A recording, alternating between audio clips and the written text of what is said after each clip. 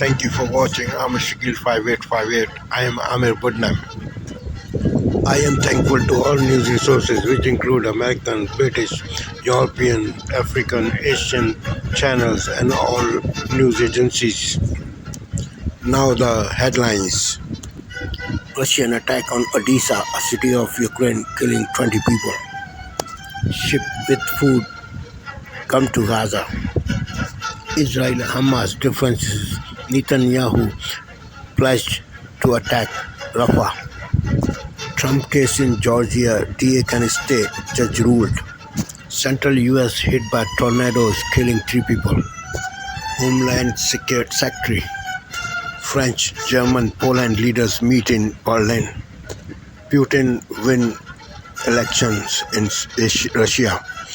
There are torture cells against oppositions. U.S. Council ethical appeal.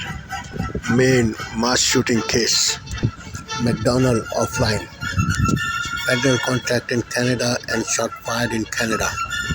Real estate agent commission cut in USA. Now the news in detail.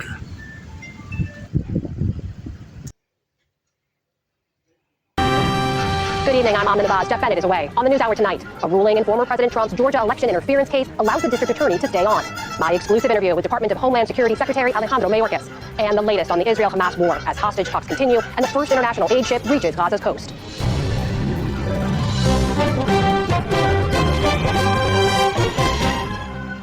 Major funding for the PBS NewsHour has been provided by the ongoing support of these individuals and institutions, and friends of the NewsHour, including Jim and Nancy Dobman, and the Robert and Virginia Schiller Foundation. On an American Cruise Line's journey along the legendary Mississippi River, travelers explore Civil War battlefields and historic riverside towns. Aboard our fleet of American riverboats, you can experience local culture and cuisine and discover the music and history of the mighty Mississippi. American Cruise Lines, proud sponsor of PBS NewsHour. The John S. and James All Night Foundation, fostering informed and engaged communities. More at kf.org. And with the ongoing support of these individuals and institutions. And friends of the NewsHour.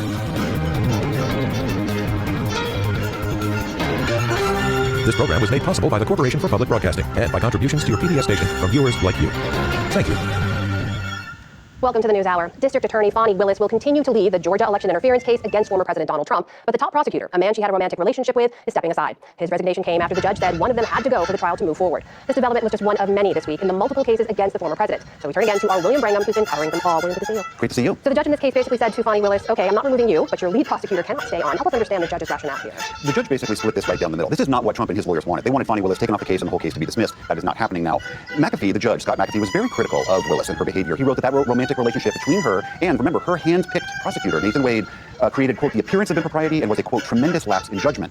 But he wrote that there was no apparent conflict of interest, which is what Trump and his allies had alleged. So the judge said, Fani Willis, you and your entire team have to leave, or Nathan Wade has to leave. Wade left today, so the case will proceed. So this has definitely left an almost indelible ethical stain on her and her judgment and her office. But it doesn't really change the fundamental legal case that she's brought against Trump and his allies. So Willis stays on, but on those legal fundamentals, this is the same judge that earlier this week tossed out 6 of the charges that Willis had filed against Mr. Trump and his associates. What should we know about what happened there? Right, Trump and his allies argued that there was some vagueness in some of the charges. Remember, this is the case about election interference in Georgia, and these charges involved allegations that Trump and his cohort were pressuring state elections officials to violate their constitutional oaths of office by basically making it so that Joe Biden did not win Georgia when he in fact did. The judge agreed that there was some of that vagueness, and he squashed 6 of those charges. That does leave 30 or something other charges that are part of this much vaster conspiracy indictment that she has brought against Trump and his allies, alleging this vast conspiracy to stop Georgia's votes going to Joe Biden.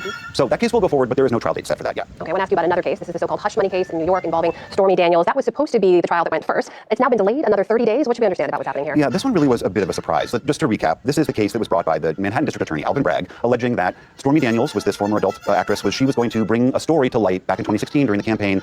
Trump's fixer Michael Cohen paid her $130,000 to stay quiet about that. That trial, and that the allegation that they fudged their financial records to hide that payment, that was supposed to start a week from Monday, but now this 30-day delay. Why was that delay? It's suddenly because they are now receiving hundreds of thousands of pages of evidence from federal prosecutors in New York. This was part of their 2018 case against Michael Cohen for financial crimes. So the main question here is, why is it that it took federal prosecutors all this time to give up this evidence to the Manhattan DA and to Donald Trump? Because they were asked for this evidence, I believe it was almost a year ago. So many former prosecutors are wondering what the hiccup was here. I talked to one very senior former Department of Justice official from from New York, he was quite lacerating in his criticism, calling this an inexcusable lapse.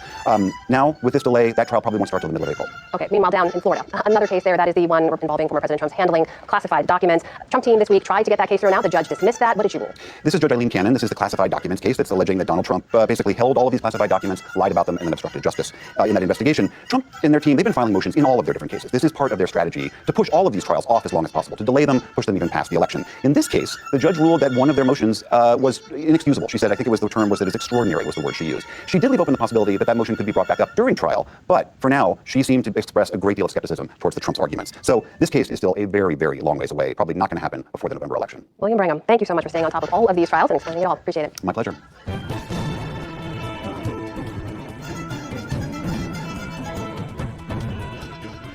In the day's other headlines, the central U.S. is cleaning up after a string of suspected tornadoes killed at least 3 people overnight in Ohio. Dozens more were injured. Authorities warned the death toll will likely rise as crews and cadaver dogs search through debris in several states. Lisa Desjardins has the latest.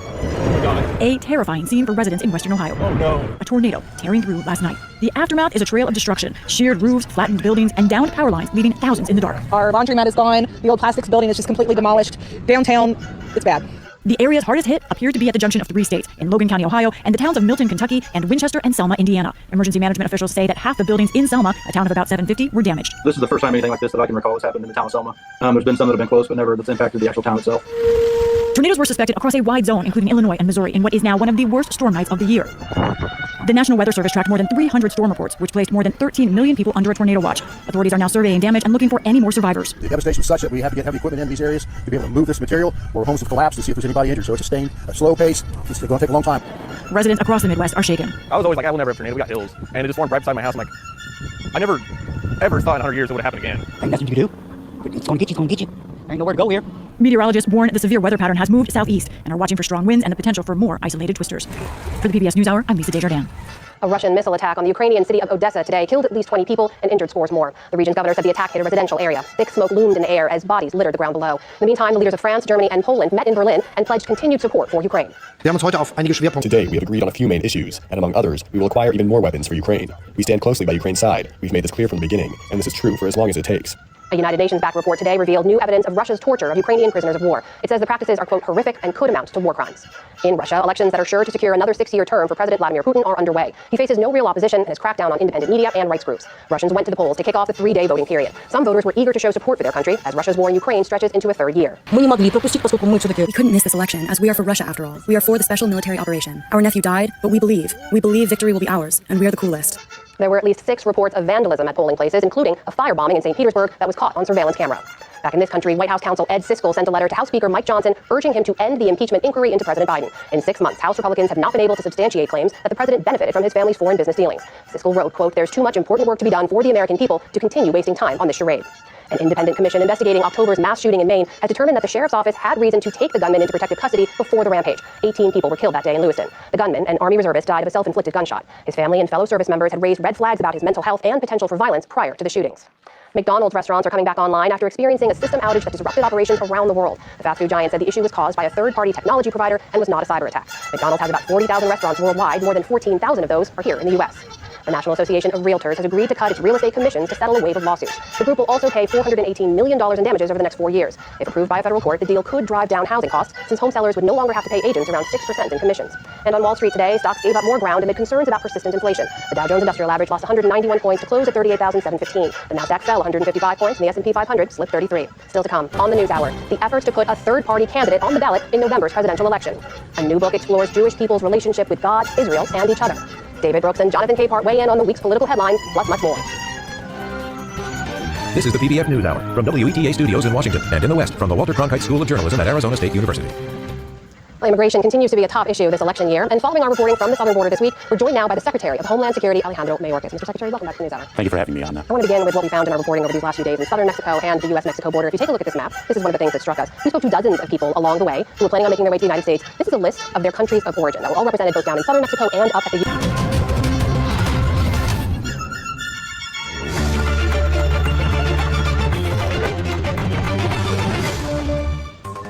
Israel is to send a delegation to Qatar to discuss a peace deal put forward by Hamas, despite calling its demands unrealistic. Meanwhile, a new maritime aid route is established with the arrival of a barge carrying 200 tons of food for desperate Palestinians. of the arrests are made in Russia against people accused of vandalizing polling stations. This during the 3-day presidential vote where Vladimir Putin is all but certain of securing another term after crushing all opposition. The so-called Weimar Triangle of Germany, France and Poland meet in Berlin, pledging to continue supporting Ukraine in its war against Russia for as long as necessary. Those of you just joining us, welcome to the France 24 newsroom in Paris. I'm Alexander Orcott. A ship operated by Spanish NGO Open Arms has arrived off Gaza's coast, establishing a new aid route from Cyprus. Although this mission appears to be a success, humanitarian groups worry that there's no clear plan to deliver food and medicines on a scale that they're needed. Throughout the night, workers unload aid ferried by crane from a ship to the Gazan shore. The 200 tonnes arrived safely on Friday in a vessel operated by Spanish NGO Open Arms and organised by the charity World Central Kitchen, with significant funding from the UAE. The Israeli Defence Force confirmed its arrival by releasing this footage. We emphasize that there are security threats in the area, and you are responsible for your safety. You are required to follow all of our instructions. While the shipment marks a potential new aid route from the island state of Cyprus, humanitarian organisations have described serious obstacles for it to reach those in need. They don't have the infrastructure that allows for a secured, systemic, organized way of distributing the aid. And on the top of everything, for instance, they don't have the trucks to transfer the aid to reach to those who are most vulnerable. So far, aid has mostly entered the Strip through its southern border, and very little has been able to travel north due to Israel's ongoing ground operation. The international community has widely resorted to airdrops in recent weeks, which, like sea routes, are no alternative to aid delivery by land, according to Amnesty International and a group of 25 NGOs. When it has arrived by land, it's faced its own set of issues. Gazan authorities accuse Israeli forces of opening fire on Palestinian civilians waiting for aid, killing several, for which Israel has since said armed Palestinians were responsible. Well, staying with the subject of Gaza, Hamas has proposed a new 6-week truce that would include hostage and prisoner releases. As Israel gears up for a ground assault on the southern city of Rafah, the Israeli government has downplayed the peace prospects, calling the demands of Hamas unrealistic, but in one positive step it is sending a delegation to the truce talks in Doha. Some potentially positive news for the relatives of Israeli hostages held captive by Hamas, as the Islamist militant group has proposed a temporary ceasefire deal with Israel. The deal would include a 6-week truce in Gaza, and the initial stage would see the release of about 42 women, children, elderly and ill hostages, according to AFP, in return for the release of 20 to 50 Palestinians held in Israeli prisons. Some relatives of hostages see the deal as a last chance to bring them back. There's something on the table, and something that we've been waiting for a long time. We know that this might be the last chance to save the Israeli hostages and to bring them home alive. Hamas has said it wants a permanent ceasefire, the return of displaced people, and a full Israeli withdrawal from Gaza. Benjamin Netanyahu has downplayed the chances of a truce, but is discussing the proposal with his war cabinet in Tel Aviv. He said Israel will send a delegation to Doha to convey the cabinet. The latest proposal appears to be a shift for Hamas, who originally said there would be no compromise on its demand that Israel withdraw from Gaza before any more hostages are released. About 120 hostages were freed during the November ceasefire, that also led to the release of hundreds of Palestinians from Israeli prisons. Now, families are focused on bringing home the remaining hostages, at least 34 of whom are dead, according to the Israeli government. Since even the first days of the war that has spread beyond the Gaza Strip, his Iran-aligned groups in Lebanon, Iraq and Yemen have all united against Israel as part of what they call an axis of resistance. This Friday, Hamas and Houthi leaders held a rare meeting to better coordinate their actions. The Yemen-based rebels targeting global ships with missiles and attacks that have proved disruptive and deadly. Orange Burstacker takes a closer look. Expressing their solidarity with Gaza, thousands of Houthi supporters, many brandishing rifles and traditional daggers, gathered in Yemen's capital for a pro-Palestinian rally. Cheered on by the crowd, the group's military spokesman claimed responsibility for 2 recent attacks in the Red Sea. In response to the injustice suffered by the Palestinian people and to the American-British aggression against our country, our naval forces carried out an operation against the Israeli ship Pacific 1. We've also carried out a drone strike against an American destroyer. Since November, the Iran-backed militia has launched dozens of attacks against commercial vessels in retaliation to Israel's war in Gaza. The attacks have prompted the US and the UK to carry out strikes against Houthi military targets in Yemen, sparking fears the conflict could spiral into a regional war. The militia's operations in the Red Sea, one of the world's busiest shipping routes, have severely disrupted global trade, but they've also affected Yemen's economy. In the port city of Hodeidah, dismayed residents facing galloping inflation had little time to worry about geopolitics. We don't want any wars. We want the US and Israel to leave us alone, so we can live in peace, and we wish them the same thing. Faced with mounting insecurity in the Red Sea, shipping firms have begun taking the longer and more expensive journey around the southern tip of Africa. But the Houthis recently said they would expand their attacks to this area as well. Well, moving on to another conflict, the UN aid chief has warned the Security Council that almost 5 million people in war-torn Sudan could face catastrophic hunger within months. Martin Griffiths said the conflict between the government troops and the Rapid Support Forces paramilitaries has had a severe impact on food production and infrastructure in the nation and called for urgent humanitarian assistance. 3 days of voting began in Russia this Friday in an election that is almost certain to deliver President Vladimir Putin another 6 years in office. Coming shortly after the death of the dissident Alexei Navalny and a ruthless crackdown on any opposition, many see the polls as a sham. Some have been vandalizing voting stations, leading to several arrests. Born in 1952 in Leningrad, Vladimir Putin grew up in a community housing unit during the Cold War. It was a simple upbringing, a communist upbringing. His father was a party member, while his grandfather used to be Stalin's chef. So young Vladimir grew up in an environment that fostered faith in the Soviet model. Growing up, young Vladimir wanted to become a spy. And after completing his law degree, he enrolled in the KGB in the 1970s. There he served for 15 years as a foreign intelligence officer, including 6 years in Germany. In 1990, he returned to Russia and retired from the KGB after witnessing the fall of the Berlin Wall, an event which deeply affected him and profoundly shaped his worldview. When I say that the fall of the USSR was one of the greatest catastrophes of the 20th century, I'm talking about a humanitarian catastrophe above all. After the dissolution of the USSR, 25 million Russians suddenly found themselves in a foreign country. Upon his return, Putin embarked in a political career, and by 1999 he had risen to the position of prime minister. A year later, he was elected president following the surprise resignation of Boris Yeltsin, and was easily re-elected in 2004. Unable to run for a third consecutive term, Putin stepped aside in 2008, naming Dmitry Medvedev as his successor, who in turn immediately appointed him prime minister. And in 2012, the two men swapped positions, with Putin once again elected president. This time, the vote triggered unprecedented protests across Russia, marking the start of Putin's descent into authoritarianism. The following decade saw him pass increasingly restrictive laws limiting freedom of speech, while key opposition figures were jailed or assassinated. Putin also began clashing with the West, and in 2014 he launched Russia's first invasion of Ukraine, culminating in the annexation of Crimea. Following his re-election in 2018, Putin changed the constitution, allowing him to stay in power, potentially until 2036. Well, President Putin has promised a strong military response to a string of Ukrainian attacks on Russian soil that he described as an attempt by Kyiv to derail his bid for re-election. Within Ukraine itself, there were twin missile strikes that killed at least 20 people in Odessa, while wounding more than 70 others. Local officials said the bombardments were spaced to cause maximum fatalities, with the second one coming in as people were rushing to the scene. Belts of shelling on the port city of Odessa on Friday damaged at least 10 homes and left civilians reeling. There was a bang and I fell off my chair. I went on all fours to the other room, which had 2 walls. It started caving in and the wires from the light started sparking because the power was cut off. Civilian infrastructure, including a low-pressure pipeline, was also damaged. The second of the strikes hit first responders, and emergency service workers were among those killed. So the rescuers immediately went to the scene and began to extinguish the fire, clear the rubble and search for victims. There was a second shelling. Unfortunately, both the rescuers and other operational services came under repeated fire. A tactic known as a double tap, striking the same location twice in a row, targeting emergency workers on the second strike. A port city of around 1 million residents, Russian strikes on Odessa have multiplied as Moscow targets export infrastructure. The leaders of Germany, France and Poland have been meeting in Berlin for a summit of the so-called Weimar Triangle. They showed a united front vowing more military support for Kyiv, saying they will help defend the country against Russia for as long as necessary. It's a show of a united front, and the message from Moscow is clear. Germany, France and Poland will provide unwavering support to Ukraine and help defend the country for as long as it takes. It's our security and our future that's at stake in Ukraine. We are acting in solidarity with the Ukrainian people, whose territorial integrity was violated. It's not only a question of defense, according to international law, but also because the security of Europeans is at stake in Ukraine.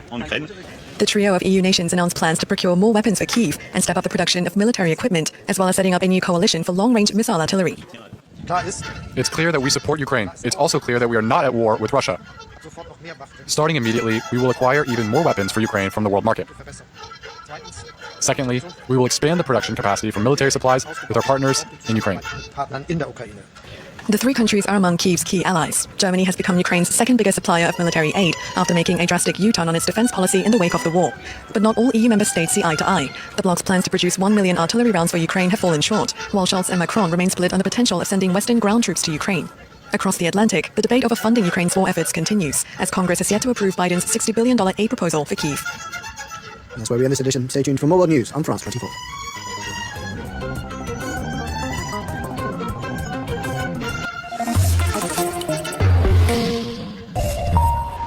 Hello, thanks for joining us here for Eye on Africa with me, Yinka Itare. The headlines.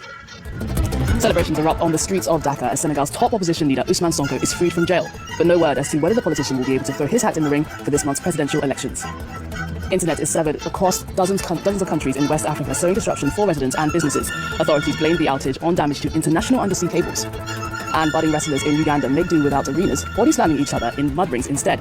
The athletes of soft ground wrestling hoping one day to join the ranks of the WWE. There has been celebration on the streets of Dakar following the release of Senegal's top opposition leader, Ousmane Sonko.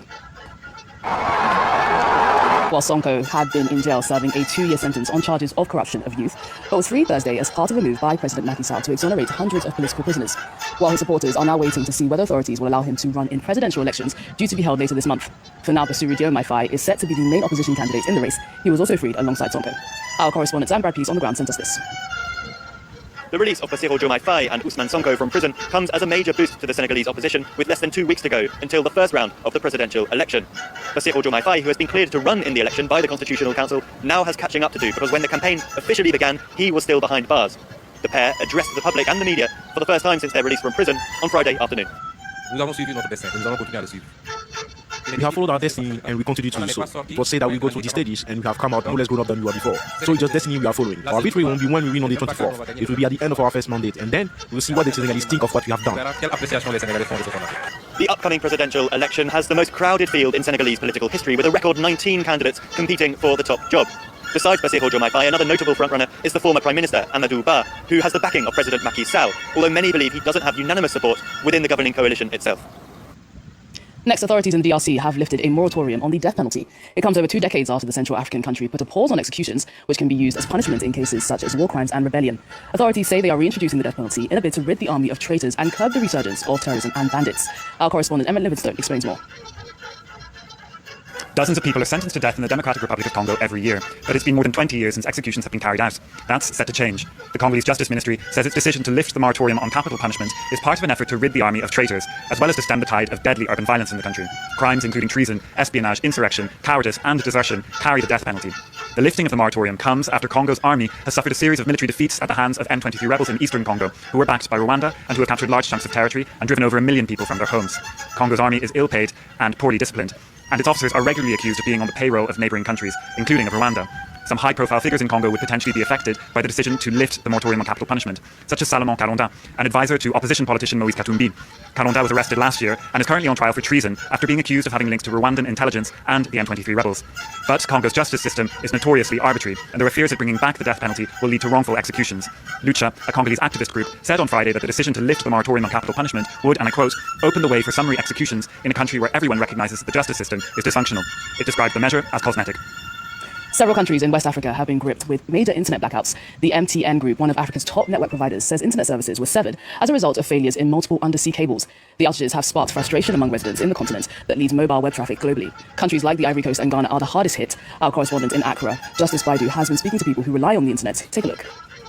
Day-to-day activities across Ghana have been on a standstill since Thursday morning. Two of the country's leading telephony services, MTN and Telsa, who together control up to 80% of Ghana's telephony market, have had close to 90% of their services down. In a statement, the country's industry regulator, the NCA, said that the breach in 4 key subsea cables that supply the country with internet have been breached. On Friday morning, another statement said that these cables were still not up and running despite assurances the day before that they were being worked on. The Ghana Chamber of Telecommunications, which is the Association of Network Service Providers, also said yesterday that the varying degrees of impact will be felt from these disruptions across the country depending on one's location. I'm supposed to send an email with a deadline as at today, 12 p.m. I'll still not be able to send that email. People can just walk into the shop and be like, well, I'm buying this, I don't know the price. They take the monies away and you are just standing maybe the whole day. Instead of you meeting your target sales, you don't get that. Oh, yesterday like this, we were supposed to submit. It was the deadline for our statutory payment, that's GRA and SC. But the bank told us that we should wait. And then if we don't take it, GRA would have stepping out because we're unable to submit our statutory payments on time. Ghana is one of the countries with the highest penetration of mobile telephony network services in West Africa. As at the time of submitting this report Friday night, nobody was sure when internet services would be fully restored.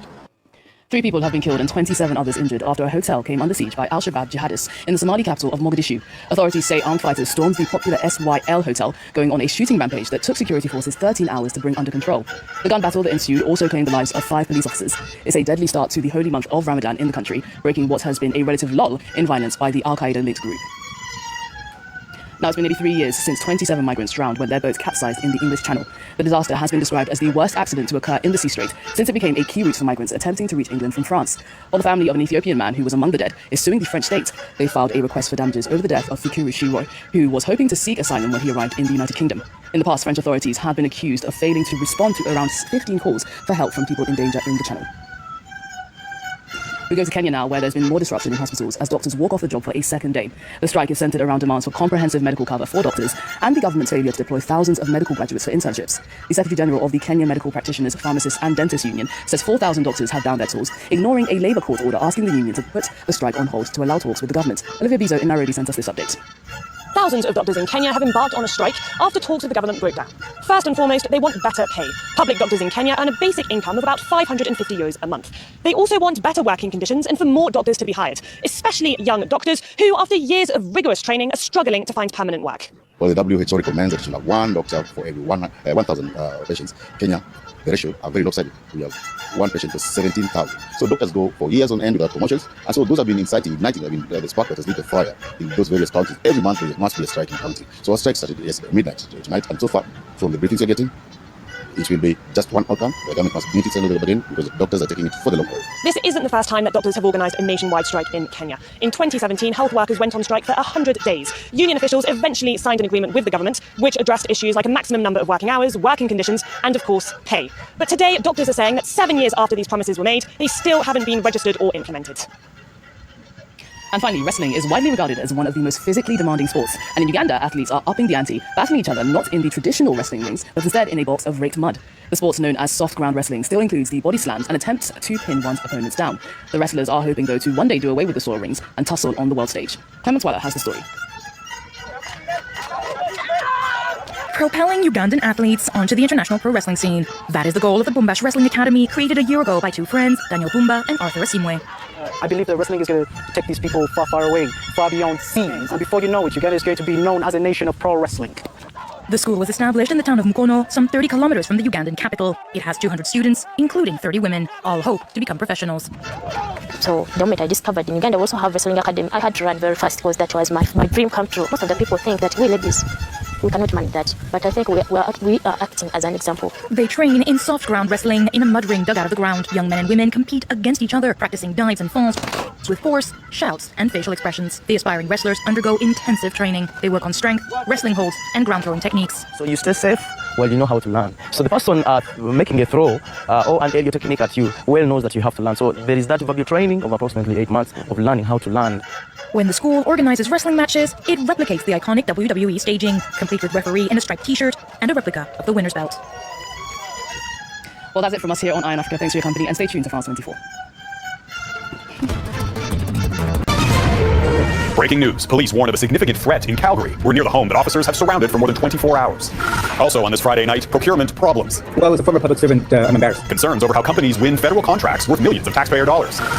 Deadly tornadoes tear through America's heartland. There's a whole house that's blown over a bit. A tragic start to the severe weather season. Plus, Buzzkill, the top tennis tournament, interrupted by a swarm of bees. Bees? And the brave beekeeper who ran to the rescue.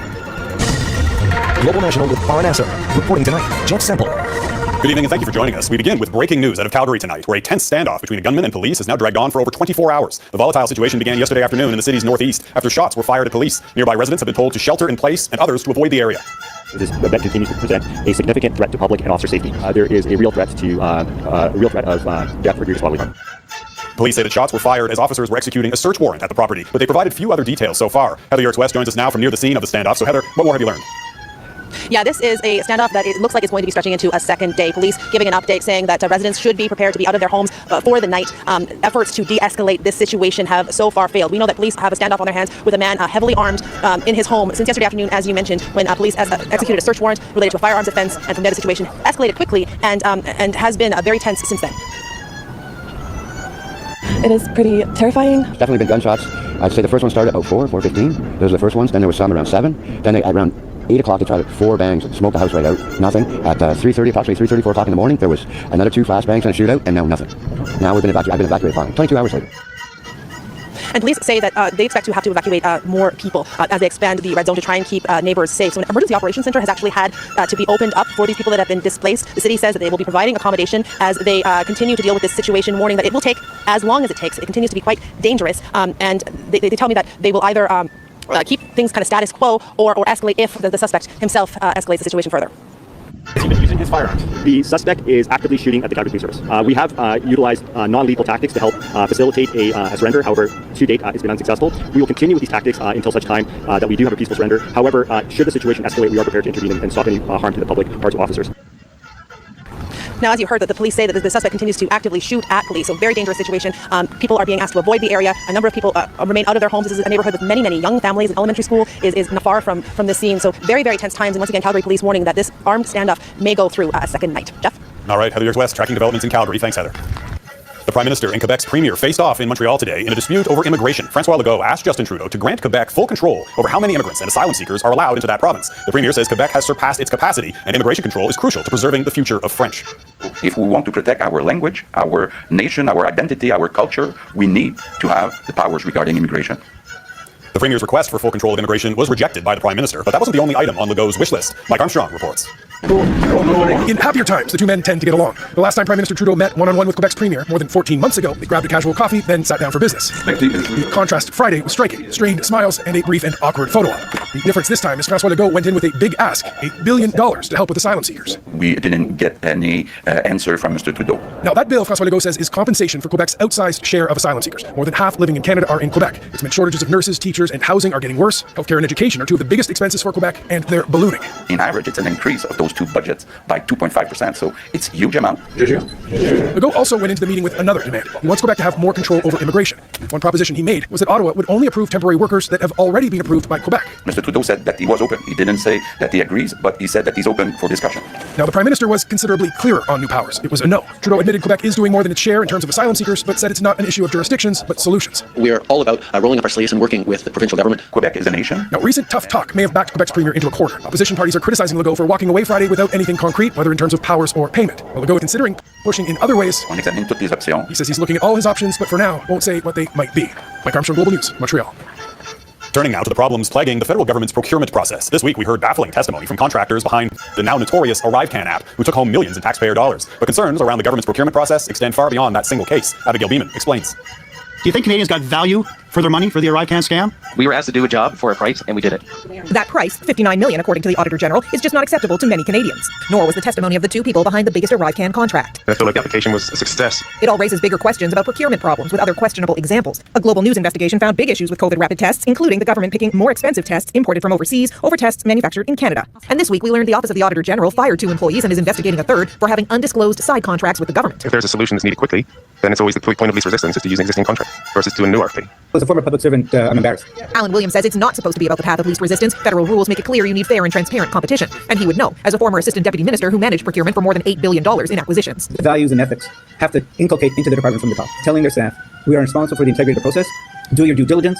Make sure taxpayers' money is being spent correctly. That didn't happen. The lack of oversight is obvious. It's definitely broader than just ArriveCan, and that's what's got us so worried. Laura Chang of the tech nonprofit Code for Canada says the government needs to be more agile and flexible in tech procurement and build up the right expertise within government, even though she says outsourcing is still sometimes necessary. What we really need is a redesign of the system. What does a modern digital procurement system look like, and how can we ensure that it's going to yield the outcomes that are necessary for a modern digital government in Canada? There are still so many questions swirling around ArriveCan and investigations underway, including by the RCMP and a new investigation by the Privacy Commissioner. Abigail Beeman, Global News, Ottawa.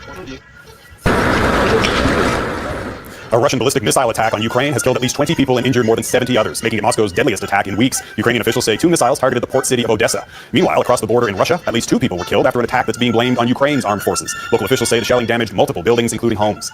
Vladimir Putin vowed to respond to those attacks, which he called an attempt by Ukraine to derail Russia's presidential elections. Voting began today and will continue through the weekend, though the result is almost certain to extend Putin's rule in Moscow. But as Crystal Domansing reports, the first day of voting also saw plenty of acts of defiance. Top generals to average citizens. Everyone casting a ballot was told by Vladimir Putin that their vote is meaningful. Since the last day of 1999, Putin has either been prime minister or president of Russia. This author and professor says the election is more of an event to highlight Putin's authority. With respect to the elites, this shows that, unlike all of them, he actually has an electoral mandate. No matter how fake, it still kind of counts for something. Voting will last another 3 days as more than 112 million are eligible to cast a ballot, including those in regions Russia has illegally annexed. Ukrainian officials quickly dismissed elections happening on occupied territories. Another Putin victory will mean a continuation of the war in Ukraine and alignment with authoritarian regimes, says Randall Stone, professor of political science. It seems that his sort of aggressive anti-Western style of foreign policy will continue as long as he's in office. Russian critics often end up dead. Putin's biggest political opponent, Alexei Navalny, died last month while being held in a Russian jail. Yet there is still signs of public defiance against the Kremlin. A voting booth was set on fire in Moscow, and at another polling station in the capital, a woman is seen on CCTV depositing some paper into a ballot box and then a dark liquid. They're very impressive that someone would risk jail or a large fine by going out and demonstratively opposing the elections. Alexei Navalny called for a mass action on Sunday at noon. Of everyone who supported him or opposed the regime would go and try to vote all at the same time. The action won't change the outcome of the election, but it may give those inside and outside Russia the truest indication yet of Putin's popularity. Crystal Domansing, Global News, London. Israel's prime minister says Hamas's latest demands for a hostage deal are, quote, absurd, after Hamas delivered what it called a comprehensive vision of a ceasefire plan. Hamas's latest proposal reportedly includes a permanent ceasefire and a full Israeli withdrawal from Gaza. Benjamin Netanyahu called the demands unrealistic, but says a delegation will still travel to Qatar to continue talks on a potential truce. Netanyahu also says he's approved plans for a military offensive in the Gazan city of Rafah. That despite growing international calls to hold off on the attack over fears of mass civilian casualties. Israel, meanwhile, is also denying claims that it was responsible for an attack that left at least 21 people dead and more than 150 injured on the southern outskirts of Gaza City. The Hamas-run health ministry says Israeli forces opened fire on a crowd desperate to receive aid from a truck convoy. More of that aid landed today on the Gazan coast. The Open Arms charity vessel delivered nearly 200 tons of supplies, part of a test run for a new aid route by sea from Cyprus. A major blow today to Donald Trump's efforts to delay legal proceedings against him until after November's presidential election. The judge overseeing Trump's criminal trial in Manhattan has agreed to delay that trial, but only until mid-April. That case centers on allegations that Trump falsified company records to hide hush money payments to an adult film star. Meanwhile, in Georgia, a judge ruled that District Attorney Fani Willis can remain in charge of that state's election interference case against Trump, but only after the special prosecutor, Nathan Wade, agreed to resign. Willis and Wade admitted that they had a romantic relationship, but rejected allegations by Trump and his co-defendants that Willis benefited from it. The judge says there was no evidence of any conflict of interest. Mother Nature's wrath in the U.S. Midwest. Coming up, the destruction from a series of deadly twisters.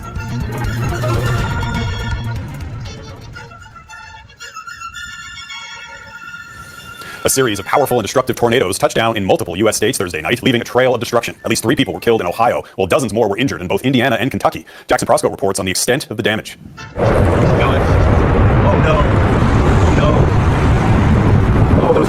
Just as darkness fell, and with little warning, tornado on the ground, a string of powerful tornadoes swept across Indiana, Ohio, and Kentucky, leaving behind complete devastation. My aunt and uncles, their house is gone. The roof's completely gone. We just ran to the middle of the house into the utility room, and about 30 seconds later, that bit hit, and you see the damage. Dozens of people were injured as the twister slammed into homes, a trailer park, and even a campground where there was no place to shelter. The entire ceiling is caved in, everything's covered.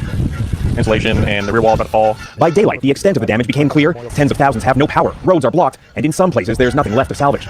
Search and rescue teams are now sifting through the debris, unsure if they'll find more victims, or perhaps miraculous survivors. The devastation was such that we have to get heavy equipment into these areas to be able to move this material, or homes would collapse to see if there's anybody injured. After the warmest winter on record in the U.S., this is an ominous start to severe weather season. As residents in Tornado Alley pick up the pieces, they're watching the sky with worry. Jackson Prosco, Global News, Washington. Still ahead, pension fund pressure. The calls from Canadian companies to invest more heavily at home.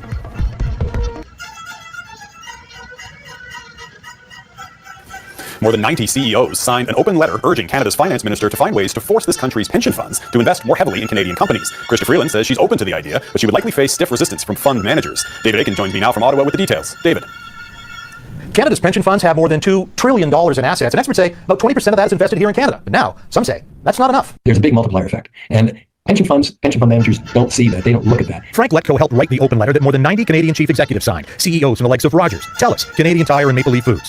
Finance Minister Krista Freeland signaled her intention in the fall economic statement that she would indeed like to find a way to get pension funds to direct more of their money to Canadian companies. And when she held pre-budget consultations recently with a handful of pension fund managers, the topic came up. We said that we were committed as a government to working collaboratively with Canada's pension funds to help them find more opportunities to invest here in Canada, our remarkable country. But the managers of those pension funds think that's a bad idea. Pension funds are not designed to achieve regional economic development or corporate subsidies, said a spokesman for the Canada Pension Plan, Canada's single biggest fund. Others think that those Canadian companies that signed the letter are just trying to boost sagging share prices. It is not our role to prop up Canadian equity markets, the Alberta Investment Management Corporation said. Even advocates of boosting CanCon ratios in pension funds say that mandating a certain level of investment, that would be a mistake. But Krista Freeland has some options short of that, adjusting tax policy, some incentives, perhaps new regulations, and we'll find out what, if any, option she chooses when she tables her budget April the 16th. David Aiken, Global News, Ottawa. Unbelievable. Up next, the tennis match gone wrong.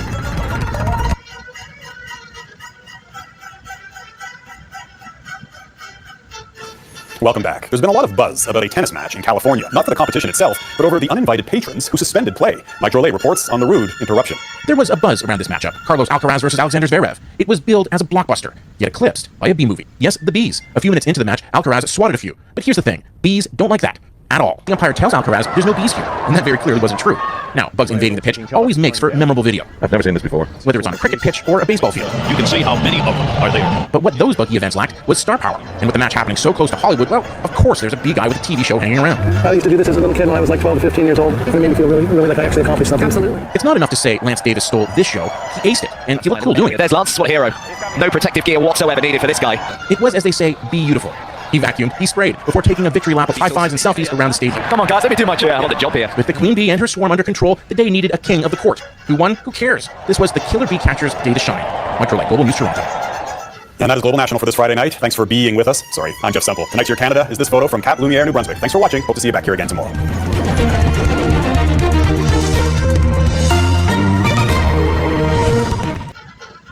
Thank you for watching and privilege of your time. This is Amish Skill 5858. I am Ahmed Budnem. Have a good life.